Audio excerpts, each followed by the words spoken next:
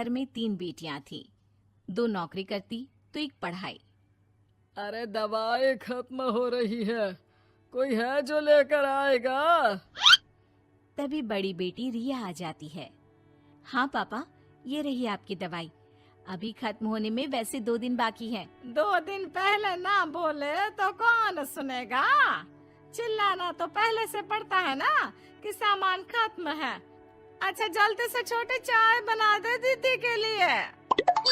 जी माँ। और हाँ, पकोड़े तल लेना, बारिश का मौसम है, मजा आ जाएगा। मैं बाजार से आलू ले आती हूँ माँ, खत्म हो रहे हैं। घर का सारा काम बिल्कुल परफेक्ट चल रहा था।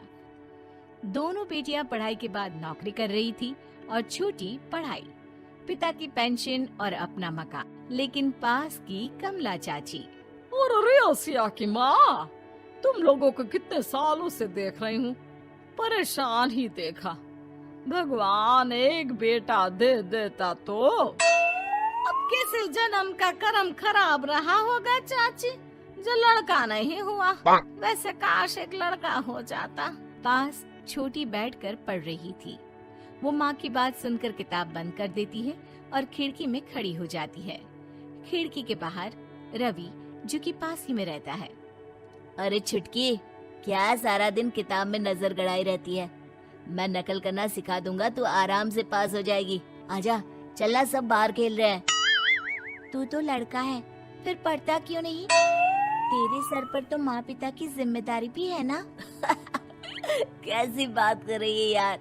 जिम्मेदारी मेरी नहीं, पिता की है। पिता की क्या जिम्मेदारी, बता। देख, माता पिता लड़की की शादी के लिए पैसा जमा करते हैं, उसकी शादी कराते हैं, उसे पढ़ाते भी है ना? हाँ, वो तो सभी माता पिता करते हैं।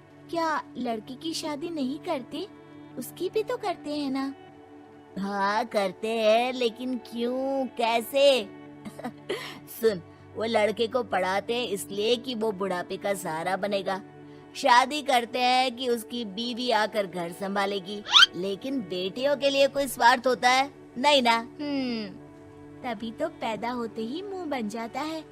अब तू सोच, तू किसी के घर जाए और वो तुझे देखकर मुंह बना ले तो कैसा लगेगा? वो तो पागल होते हैं।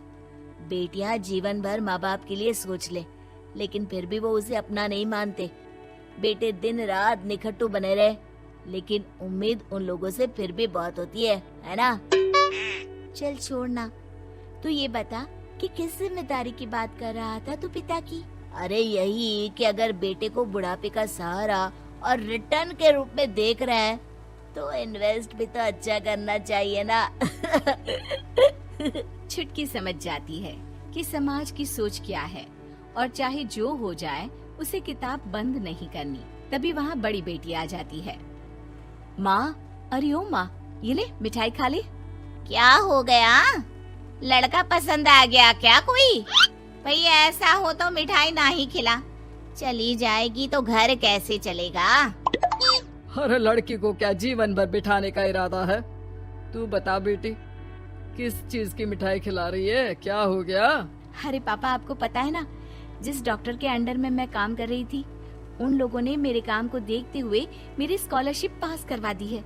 अब अस्पताल में ही क्लास चला करेगी, आगे की पढ़ाई भी और पैसे की कमाई भी।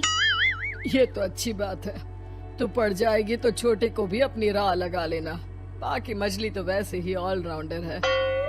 तीनों बेटियों के बाद भी उन लोगों के घर किसी चीज की कमी नहीं थी। पापा, ये लीजिए कार की चाबी, मैंने आपके लिए कार ली है। अब आप कहीं भी जाएं तो अपनी कार से जाइएगा। अरे क्या जरूरत थी? जितना खर्च करोगी दहेज मांगने वालों के मुंह भी उतने ही खुल जाएंगे। तो हम दीदी की शादी ऐसे घर में करेंगे ही नहीं जहाँ शादी के लिए पैसे मांगने की जरूरत हो। अरे जो खुद खड़ा नहीं होगा वो हम लोगों के कंधे में क्यों शादी करेगा? क्यों पापा? अरे शादी में तो दहेज मैंने भी लिया था, तो क्या मैं तेरी माँ के कंधे पर हूँ? खुद की पेंशन है, बेटियां कमा रही हैं, मजे हैं। बस एक मलाल है कि बेटा नहीं हुआ। पापा, जब आपने बोला कि मजे हैं, मैं तभी समझ गई थी कि अगली लाइन में आप यही बोलेंगे कि मलाल है। कोई बात नहीं पापा, फिलहाल आप ये कार लेकर घुमाओ। माँ, तुम भी जाओ पापा के साथ। दोनों पति पत्नी बेटी की दी गई गिफ्ट कार में बैठकर घूमने निकल रहे थे कि पड़ोसी बोल पड़ता है। अरे भाई साहब, नई कार, यहाँ तो साइकिल भी बेचने की नौबत है। नजर ना लगाइए भाई साहब, जीवन में कार का सपना पूरा होना हम लोगों के लिए तो बहुत बड़ी बात है। हाँ हाँ, लाखों की कार हम हजारों की कमाई वालों के लिए कहाँ मुमकिन थी, ऊपर से तब जब कोई बेटा भी नहीं है। वैसे भाई साहब, आपकी साइकिल बिक क्यों रही है? भगवान की दुआ से तो आपके 4 लड़के हैं। हाँ हाँ, आपको तो हेलीकॉप्टर से घूमना चाहिए। और खाक हेलीकॉप्टर भाई साहब, अब क्या छुपाना, 2 लड़के तो कुछ कमाते ही नहीं, सारा दिन टीवी मोबाइल में लगे रहते हैं। और बड़े 2 जो किसी तरह जिम्मेदार बने भी हैं, बहू के कहने पर 1 पैसा हम लोगों को नहीं देते, ना इज्जत है ना मान सम्मान। हाँ भाई साहब, भाभी बता रही थी, बहू के होते हुए भी नौकरानी की तरह सारा दिन लगी रहती है घर के कामों में। आप किस्मत वाले हैं भाई साहब, जो बेटियां घर के साथ साथ बाहर का काम भी पूरी जिम्मेदारी से संभाल रही हैं। हाँ वो तो है, लेकिन कब तक? एक ना एक दिन तो ससुराल निकल जाएंगी, फिर तो वही हम दोनों और वही पेंशन। आप लोग भी कौन सा संजीवनी बूटी खा कर आए हैं? चलिए चलिए जाइए, नई कार का मजा लीजिए। अच्छा ऐसा करते हैं, मेरी बहन के घर चलते हैं, काफी वक्त हो गया है मिले। दोनों बहन के घर जाते हैं, जहाँ उसकी बहन और उसका पति बैठकर चाय पी रहे होते हैं। अरे भाई भाभी, आज रास्ता कैसे भूल गए आप लोग? अरे हम तो फिर भी भूल गए, तुम तो कभी नहीं आते हमारे घर। अरे कोई आने का साधन भी नहीं है ना, अब बस से आना हम लोगों के बस की बात तो रही नहीं भाई। अरे दीदी, 2 कार थी, आप लोगों की कहाँ गई? भाभी वो तो जिसकी थी वो ले गया।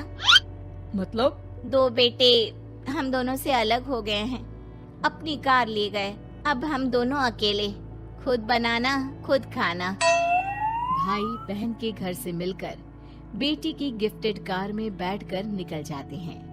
काश हम लोगों को भी लड़का हो जाता।